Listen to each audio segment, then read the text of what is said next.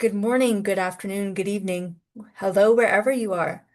My name is Jessie, and I'm with the Richard West Assistive Technology Advocacy Center.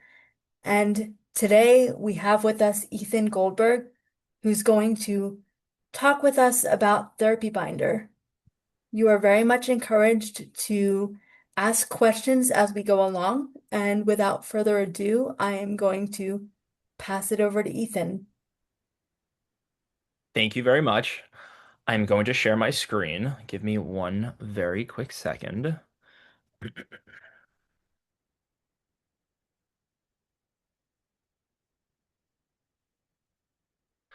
Okay, let me go in presentation mode. Perfect. Okay, welcome. Thank you very much for having me. I'm really excited to talk about Therapy Binder. And I will say I want to talk about something a little bit broader than software as well, which is what happens beyond the IEP. And while the IEP is an incredibly important resource, and requirement, both state and federally. There's a lot of things that happen in the background and a lot of interesting technical perspectives on things that I want to dive into today. Okay, let me give a personal introduction quickly. Ethan, just really quick, you Yep. have your audience window. Oh, okay. There. Okay, Good? good to Better? go. Okay. A bit about me. I worked at Google for 6 years. I am committed to building impact-driven technology. I have built a nonprofit tech company and have worked on that for a long time in the city of New York. And about 3 years ago, I shifted to disability technology. Really, my perspective is research and technologist coming into this space, thinking about ways to approach building technology in the disability world in ways that is safe, secure, and conscientious of who we're building for. I mentioned I live in Manhattan. My wife has spent 15 years supporting children and adults with disabilities, so it's very near and dear to my heart.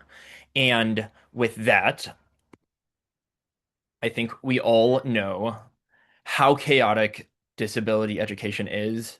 The only reason that I am spending some time on this slide is just to understand all of the ways in which one could approach disability education. There is the insurance piece, like Medicaid. There is the scheduling piece with different outside providers and paras. There's transition planning. There's IEPs. There's so many ways to slice and dice disability education in this country. There's also the policy piece, which, as we all know, is extremely challenging and quite hard to decrypt in today's day and age.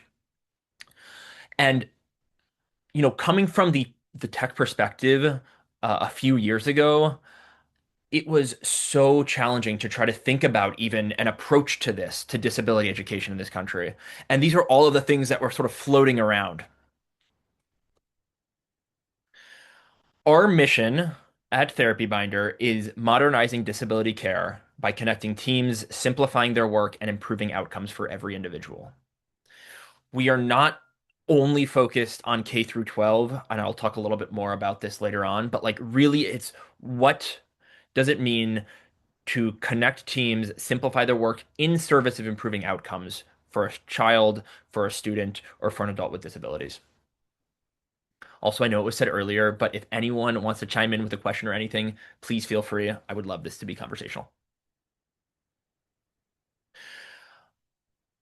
I'm going to spend the next couple of slides walking through the approach that we took to thinking about the problem because our product is vast and is really cool, and I want to spend some time demoing it at the end of this.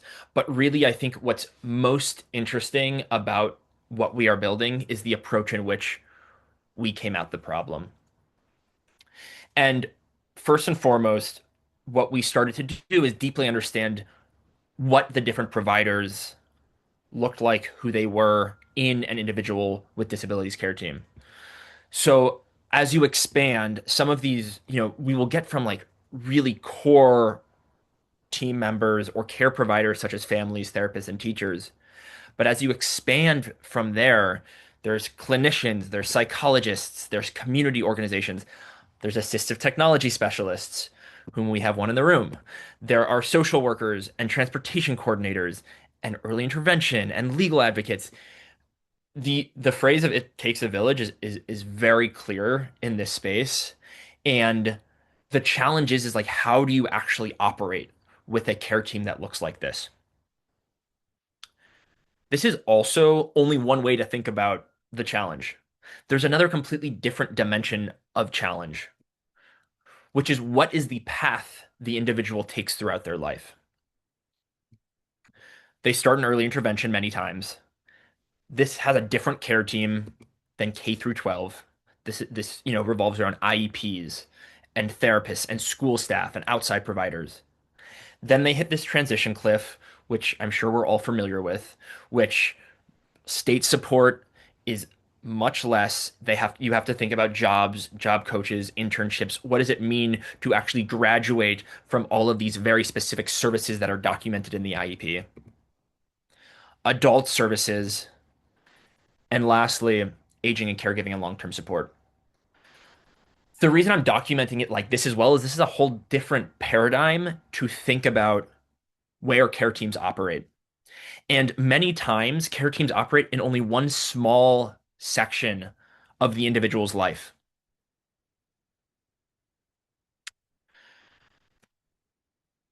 So, as we're thinking about this more as therapy binder, we know that the teams function as a unit, but lack a lot of the time the infrastructure to operate effectively. So, it's really going from something like this to something like this. And to be clear, like this happens every day. There's people talking across different email threads and documents and forms and phone calls. And the question is like, what does care coordination look like when things are centralized? So as we thought about this a little bit more, the first thing we came to understand is that providers function in large hubs. And I'll pause here for a minute and just say, a lot of this will seem obvious, and that's almost the point. By piecing together things that seemed obvious, we came at where we are today, which I think is really exciting. But I'll speak to a lot of these things that you'll say, of course, I know that. Um, there are large hubs, and there are three distinct hubs that are supporting an individual, and each has distinct workflows that are associated with it. These three hubs are schools, families, and clinics and organizations.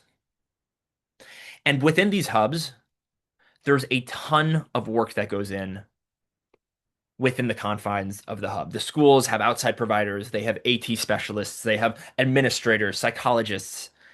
At the same time, the family hub is very real. There's parents and guardians, there's extended family, there's advocates. And then lastly, clinics and organizations, which most of the time is where things like the medical forms are held. They might have speech therapists, care coordinators, social workers, BCBAs, physical therapists. So these are three distinct hubs. And the thing that I will say is that what we realized is that because these hubs operate so independently from each other, we have built three distinct hubs for these three distinct customers. So we have designed three different types of hubs that are purchased and work independently from each other, but I will get to what it means for these hubs to also speak to another. The one other thing that I will mention here that is interesting to consider is right now, schools under IDEA are effectively responsible for most of the requirements that go into supporting a student.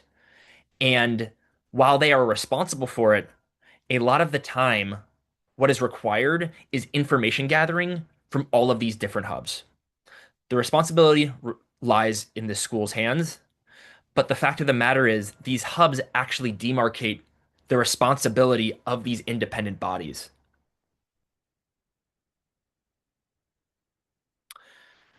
After understanding that there are three hubs that were necessary, we realized there needed to be communication between them. this is also fairly obvious. For example, schools need to be able to send information to parents, and parents need to be able to sign documents for schools. So there needs to be a connection between the school information hub and the family information hub. At the same time, providers need to keep families informed, and families need to share updates, documents, and consent. So there has to be a connection between the clinic hub and the family hub. And then lastly, schools and outside providers need to securely share plans, progress, and recommendations. The school needs to be aware when a student's medical information changes because the school is tracking behavioral information. So these things need to be really interconnected.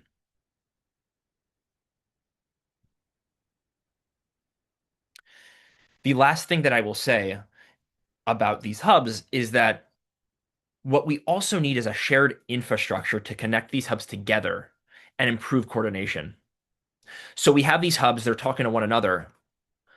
But what we've also done is created this, what we call a shared layer of infrastructure, where information flows into this layer and out into the layer.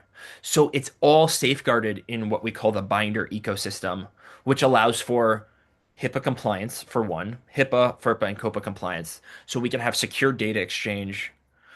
We know that medical information being passed from one hub to the next is under strict safety and privacy laws that we have governed. But the other really interesting thing is we can build these for analytics and insight across different hubs. So we can understand, for example, in an anonymized fashion, this student acts differently under this type of medication. And we are able to gather information from both the school, the family, and also the clinical information hub.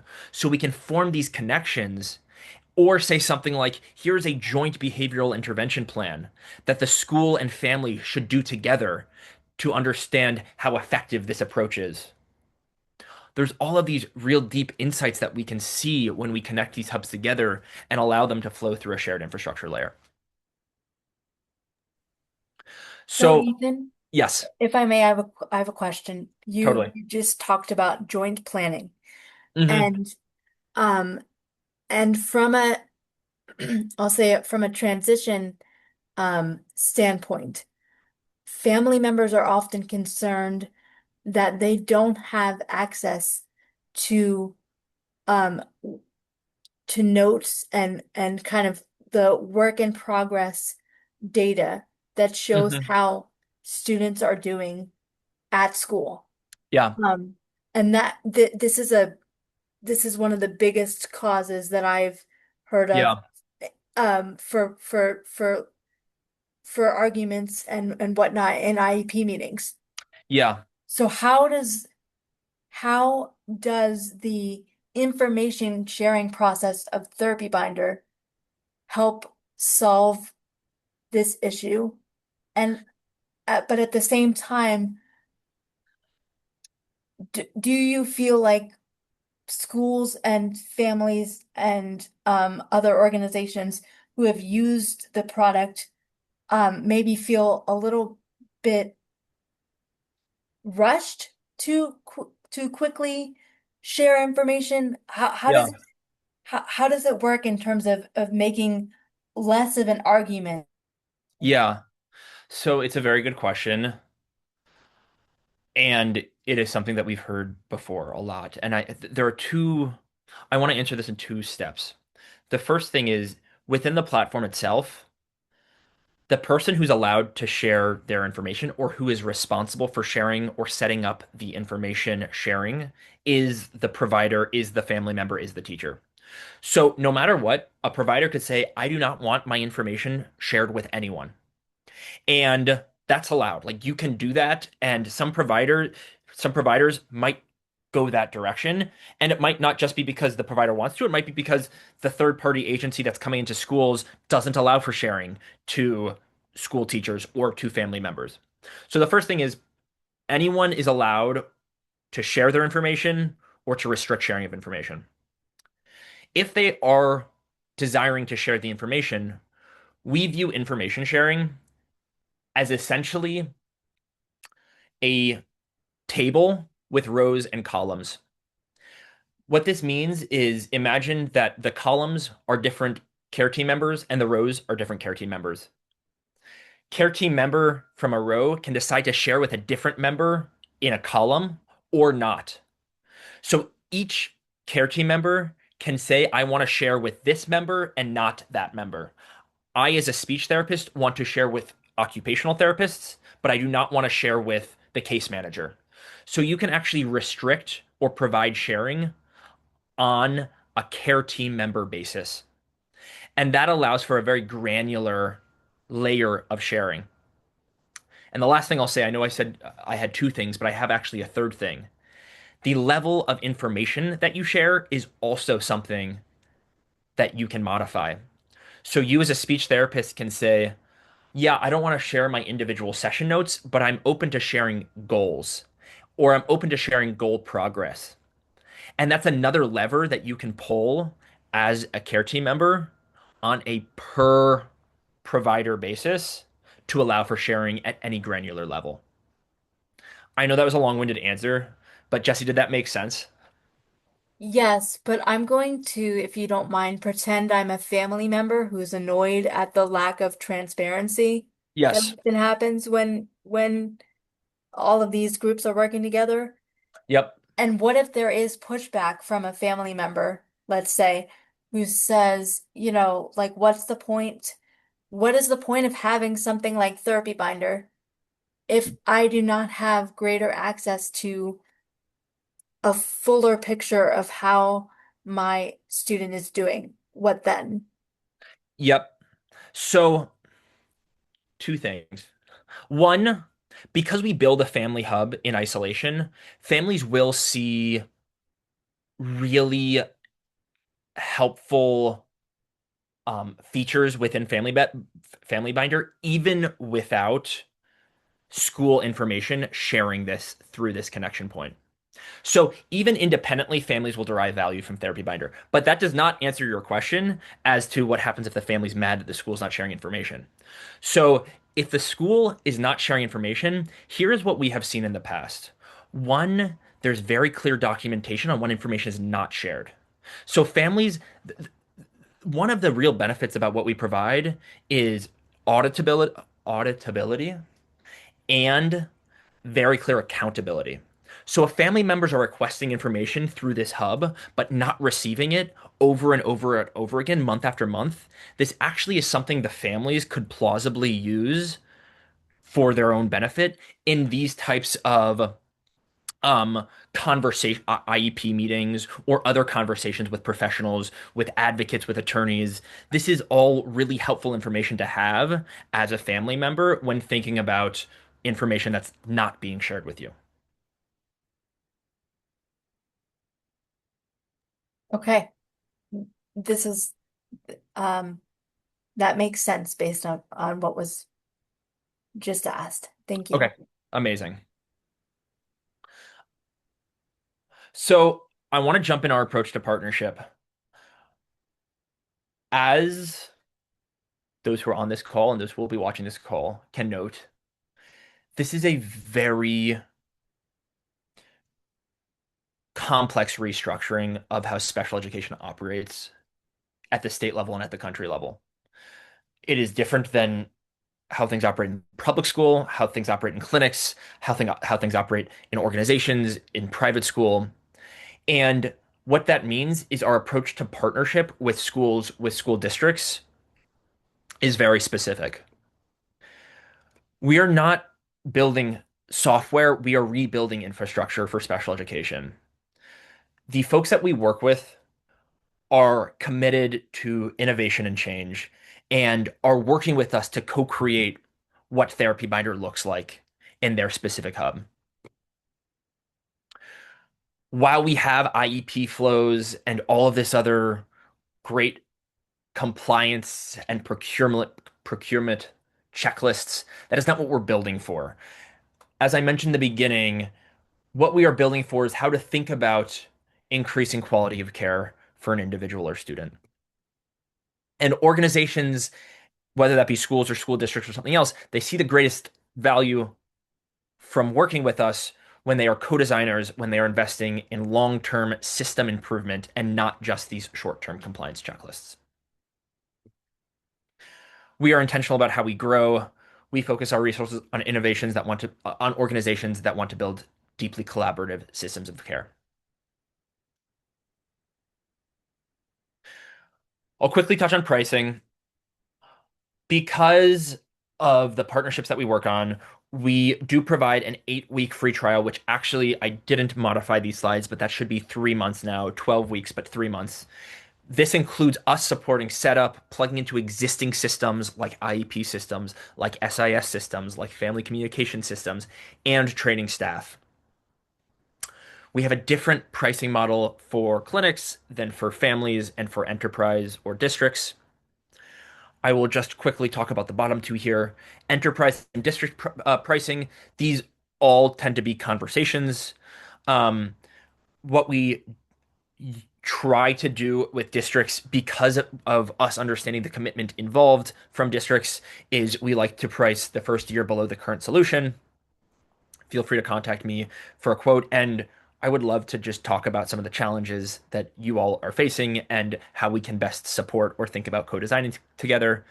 And then Family Binder, as I just briefly mentioned, we are building this out with 200 families in New York City and a few out on the West Coast as well. If you're a family just struggling with all of these challenges, please do get in touch. We are working with a few specific families for free pilots. I would love to talk with you and show you what we're working on. And then the last thing at the bottom here is we do have a division dedicated to helping organizations identify potential funding sources, Title I funding, things like this. Um, we try to help eliminate direct costs for clients. I can put you in touch with that portion of our team. So Ethan, the family portion Yep. of this, I know Yeah. you're just starting out, but how Yeah. does this specific piece work, for example? Because when I heard about Therapy Binder, I my first thought was of the obviously the individuals with disabilities themselves, which I have another question that probably makes more sense to ask Yep. down the road. But I was also thinking about family members Yeah. and how much more connected they would be with this service. Yeah. So, but I didn't think that the family members would be, I guess, buying into the product. I thought it would be the school. Yeah. It would kind of like be a school cost where Yeah. the family members would obviously benefit from the school paying into this for Yeah. everyone to be on the same page. Can Yeah. you explain that a little bit more? Yep. So the reason why we created Family Binder was because we realized that the schools and the providers at the school did not have the full picture of a student. And that's obvious because there are outside providers, there's psychiatrists, there's psychologists that are not in the school that the student's meeting up with, there's coaches, there's tutors. So Family Binder is actually indexed on the family and the family organizing all of their information. One of those information sources is the school, but other information sources might be tutors, might be coaches, might be psychiatrists, psychologists. So that was the genesis of Family Binder. Family Binder, and now I'll just specifically speak to what Family Binder actually is, and I would love to give a demo if we do have time at the end of this, which I hope we will.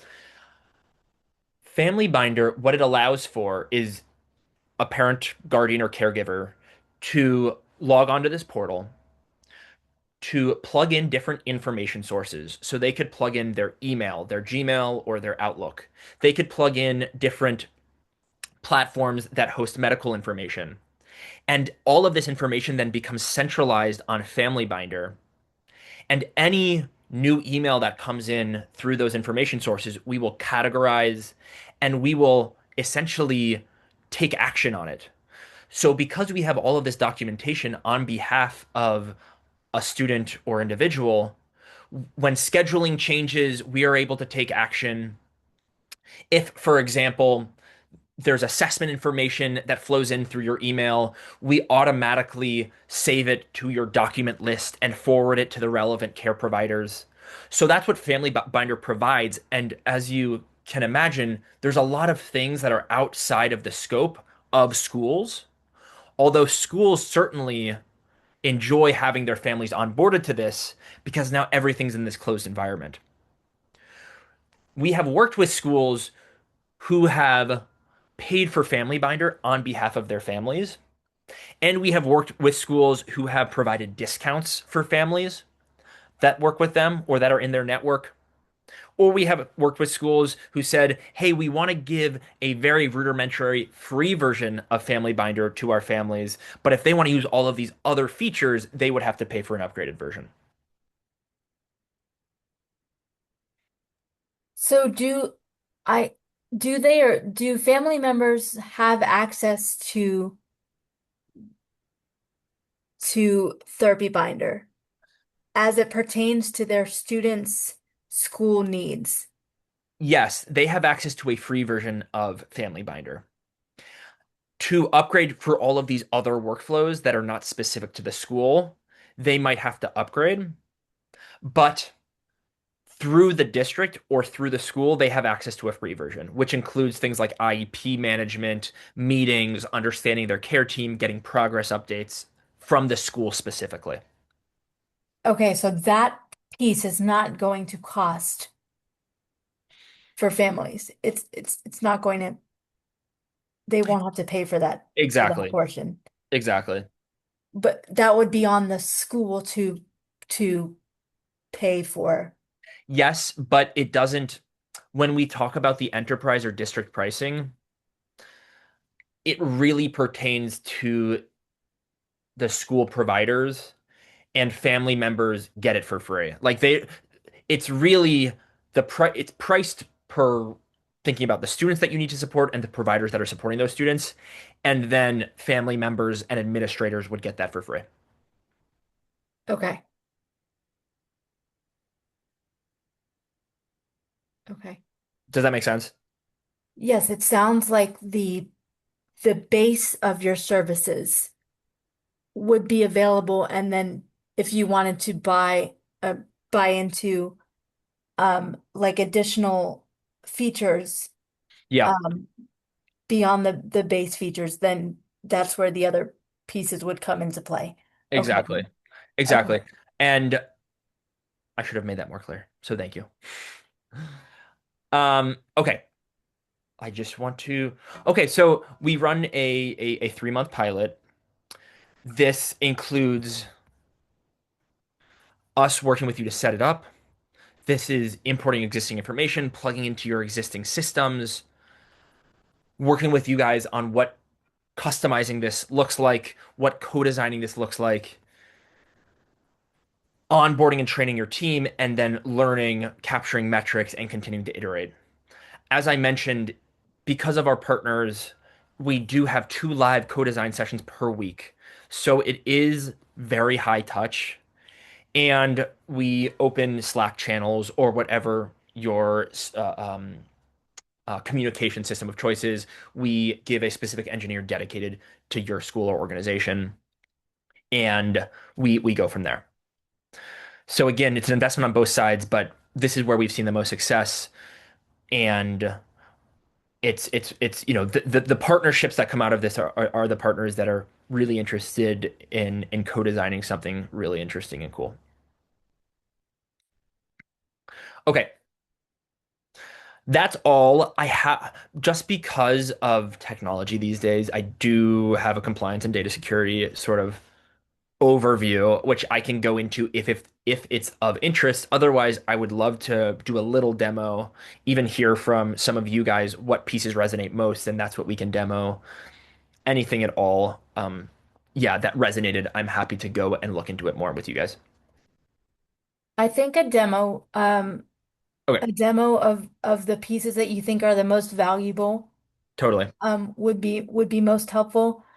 I also wanted to ask if you could speak to um specifically discussing the pros of Therapy Binder for the individuals with the disabilities themselves. Yep. So, s- so Let, I why don't I speak to that first and then I'll jump into a demo? okay, yeah, for sure. Okay. I will preface by saying right now, our product is built in service to individuals with disabilities, but really it's for the care providers to coordinate, to lead joint efforts in programming and lessons and all of this stuff. As we grow, we do want to provide an interface for individuals with disabilities themselves to have visibility into what goals are being worked on. What does progress look like? There's a lot of open questions there that I won't jump into, but that's a piece that we do not have now that I would like to have in the upcoming years. I think that that is a very important piece because, as we all know here, there are many times that the student's voice is not heard when it comes to IEP meetings, when it comes to the care that is being given to them. And there's also research that's that speaks to when students' opinions are taken into account, the quality of care and the independence is by far much faster than when they're not taken into account. So Right? can I ask a follow-up question about that? Yeah. Because I know this is in progress. This Hmm. piece is being to your point, this piece is going to be built. Yeah. Um, so the not only did Therapy Binders stand out to me as a potentially great resource for um, school members and family members alike to work together and get that kind of in real time information sharing going like happening. Hmm. But Therapy Binder also stuck out to me as useful because students who attend their IEP meetings, um, let's use an annual IEP meeting, for example. They very often the situation is something like this, where they go into the meeting, people speak at them and around Hmm. them, and they talk about the students as though they're not really there and they're not actively included in the process. And Hmm. um and so my question is, where do you see Therapy Binder headed in insofar as promoting a student's self-advocacy skills Yep. and really allowing them to really allowing them to be a part of their own process? Um, do you have a trajectory yet, or is it really Yeah. still in the beginning stages? It's in the beginning stages, and I can speak in broad visionary strokes on where I would like it to be, without, necessarily saying it's going to be ready in 3 months. Um, to your point, it is extremely important for students to not just understand their own educational plans, but also be an advocate for things like what they think they're strong at, what challenges them, and all of these other pieces from the student's perspective. I think that if you're missing that perspective, then you're missing a perspective that is imperative to understand to think about the care that can be provided. So when it comes to what our trajectory looks like, as I talked about these three hubs, the organization hub, the family hub, and the school hub, I believe we believe at Therapy Binder there should be a hub that revolves around the student or individual themselves. That hub the individual will have a sign in. Information will be shared from there elsewhere in the same permissioning systems that we have today. And it will be taken into account when it comes to IEP meetings and preparing for those meetings, when it comes to medication, when it comes to any changes in the individual's care. So that is the vision. That is where I would like to go. I do not think that our vision is fulfilled unless we have that.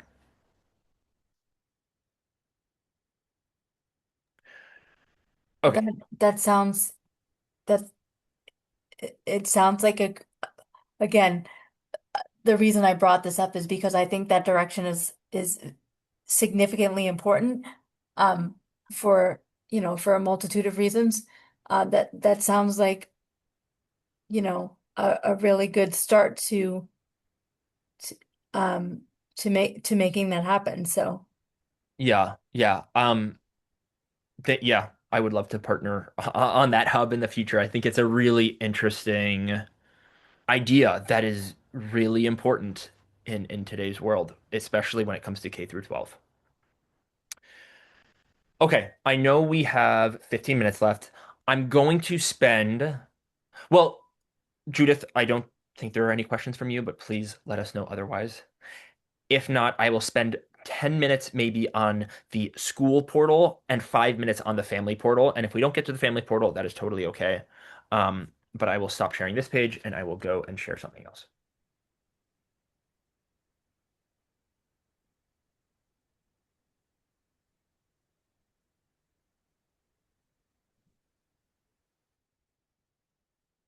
Okay, sharing.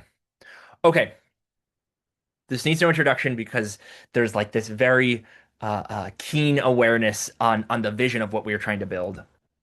Um, this is what a school looks like when they sign in, or a school provider. And you can see at this school, the school is called Demo School. This school actually has an abundance of different providers. It has speech, it has OT, it has teachers, it has guidance counselors, psychologists. One of the really important things about how we have built this is that an administrator of the Therapy Binder school account can go in and click on this admin panel, go to roles, and can turn on or off any number of roles that exist in their school or school district. So we have things like job coaches, tutors, clinicians, paraprofessionals.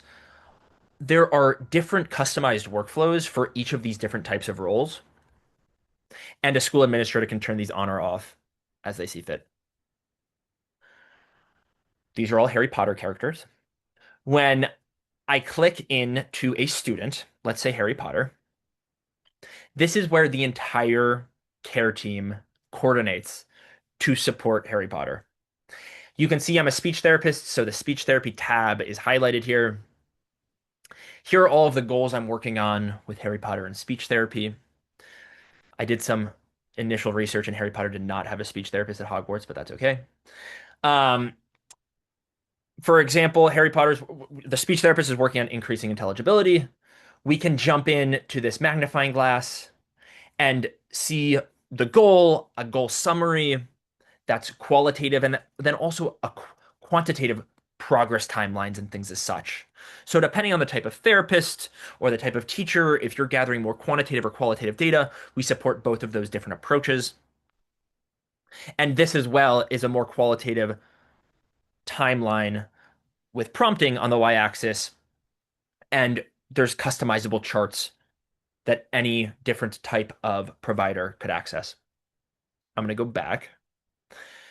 The real beauty of this is I, as a speech therapist, can say, what is Harry Potter working on in occupational therapy, and see all of this information. What is he working on in the classroom? What is he working on with his psychologist, his BCBA? And all of this is in one location. Additionally, because we have all this information clearly in one central place, we can see progress across the care team. So we can say, where is Harry Potter worsening when it comes to the goals that we've laid out, or improving, or stagnating? And a lot of the organizations that we work with will actually use this to accommodate these in preparation for these IEP meetings on thinking about how best to approach care for the next year. There's a lot here, so please, if feel free to stop me if something doesn't make sense, or if you're like, does it do this or does it do that? I would love to talk about it, and if it doesn't, I would love even more to chat about what this could look like. Additionally, for example, I mean, everyone, talks about having a clear schedule. And one of the things that we do is we have a schedule where all of the care team coordinates. So you can see when Harry Potter's in speech therapy or when he's in programs. And this is also exposed to the family members via the family portal. So you can see, for example, things like job coaching sessions or BCBA sessions or SLPs. All of this is centrally located and you can manage it centrally as well. And, again, you can click on something like this and be able to very quickly add class updates, see the class update. Anything like this is all present in the platform. Ethan, can a parent look at progress notes um from one of the Providers. um providers and say, you know, if they have additional questions, put it into Therapy Binder so Yep. that they can see their questions and concerns? Yep.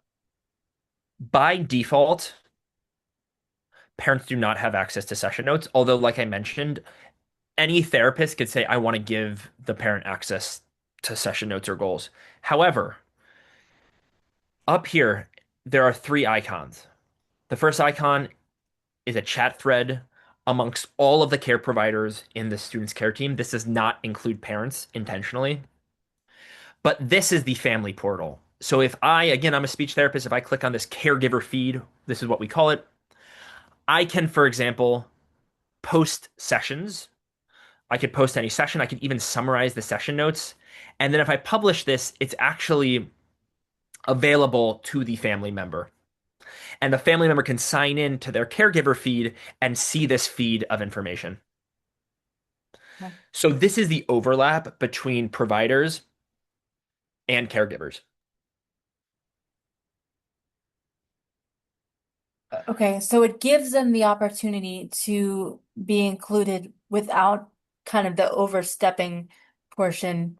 Yeah. Obviously, obviously, providers should be able to also have a private conversation among themselves Yep. about related issues. But when the time comes, the through the family um icon, Yep. the Family. Yep. family members Exactly. would still have access. Okay. Exactly. A few other things that I just want to point out. The student details tab is where it's like the landing page for the student. You can see the date of birth, the providers, you can email them, you can add attachments and you can share them or not share them with parents or family members. There's forms that you can send to family members or caregivers. There's all of these different things that you can see at a glance the status. I'll talk about two other very quick things. One is how we think about progress updates. Obviously, there are progress updates that are sent to families. There are progress updates that schools provide on a biannual cadence with respect to IEPs. And then I'll talk about IEPs quickly. When it comes to, I'm sorry, not progress updates, but reporting. When it comes to reporting, one of the challenges that I will be honest that we faced is what does generated content with AI look like when it comes to reports? It is clear that reports take a lot of time, and there are reasons for why they take a lot of time, and they're many times legally obligated to provide them. How do we think about AI in this space?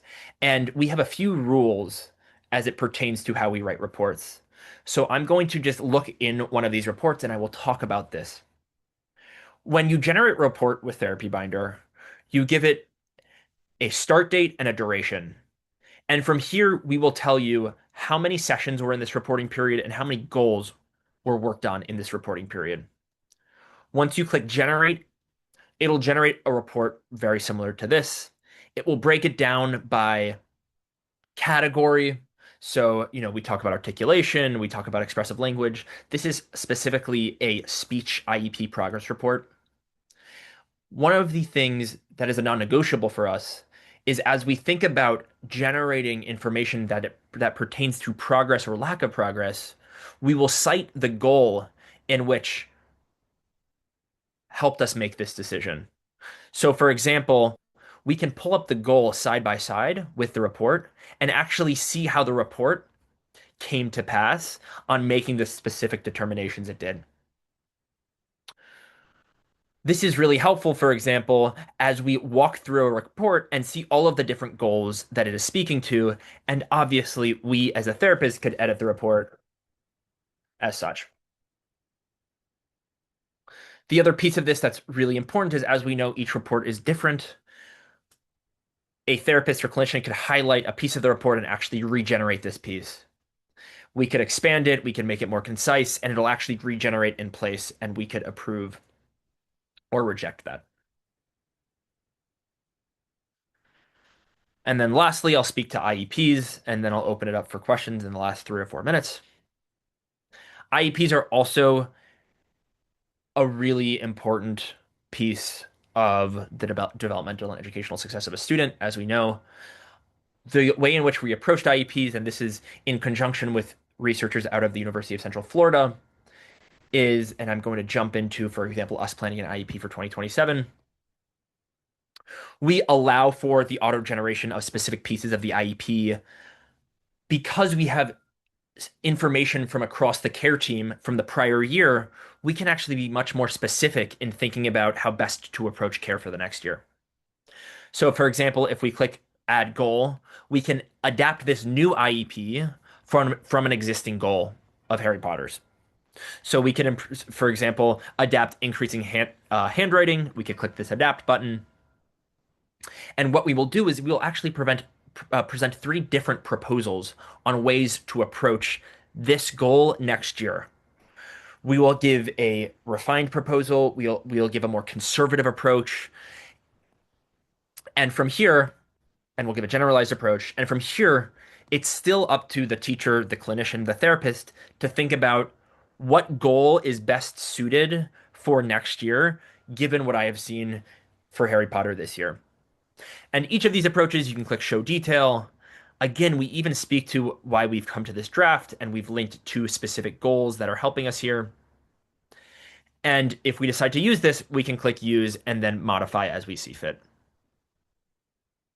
The last thing I will say is we also provide measurability scores when it comes to goals based on the SMART framework. So we're working with a few teachers and therapists on how we think about training when it comes to good goal writing and what makes goals really SMART oriented with regards to specificity, measurability, so on and so forth. And this also helps with that. And you can modify this in place.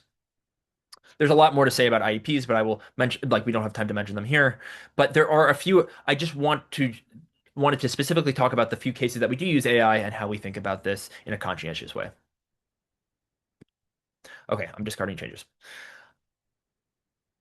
I'll pause here. There's a lot more, obviously, but I will pause here because I would love to sort of just hear some thoughts. So for me, one of my uh final questions here is, of the people and organizations who are currently using the service and product, Yeah. because it strikes me as both being a service and a product at the same time. Um, what has been the most utilized feature? hmm Uh, it isn't actually a feature I even showed here. So, and it is probably the one of the most foundational, but quote unquote simple features that we provide. I'm going to go to the speech therapist tab. You can input information into our system. The way you input information is this add session button. If you click add session, you can record you talking about a specific session for 30 seconds after, especially for clinicians that are running to and from schools, school districts, clients. They record themselves for 30 seconds. We automatically understand what goals you're speaking about and will create a session update on behalf of the client. That is the feature that people are most find most helpful because one, they use it the most. Two, it saves a tremendous amount of time daily.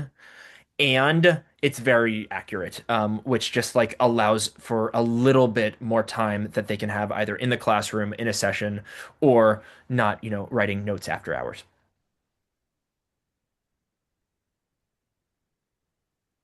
Thank you. Yeah. So, mm. Yes, Judith. Yeah, Please. so actually, as a speech pathologist, I was particularly interested in that scene that you just shared.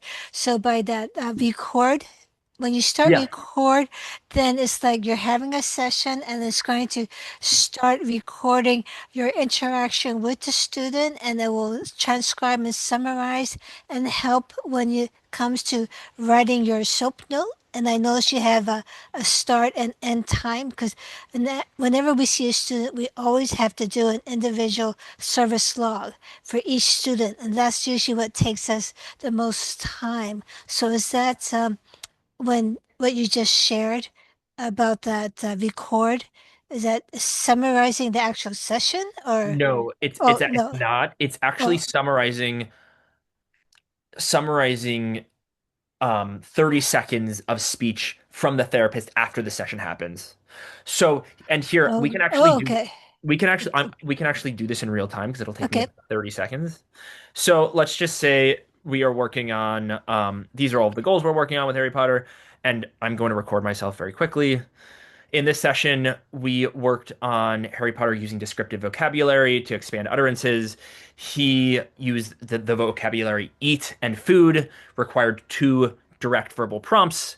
And we also worked on him retelling a short story with beginning, middle, and end. He was able to do this twice completely independently. That would happen after a session. Hmm. And Okay. and after that, we click save, and you'll see it goes to this transcript tab, and we can say, okay, I want to click this, and I want you to map to the relevant goals and objectives that we worked on. And here you can see it actually understood that I was talking about him retelling a short story. I said he was able to do this twice independently. And I said he used eat and food with a direct verbal prompt, and he was able to do this accurately. So this is just like, and if I apply all, then I can go and create a session. This will automatically create a session to your point and automatically generate a SOAP note or any other type of note of your choosing. Oh, okay, great.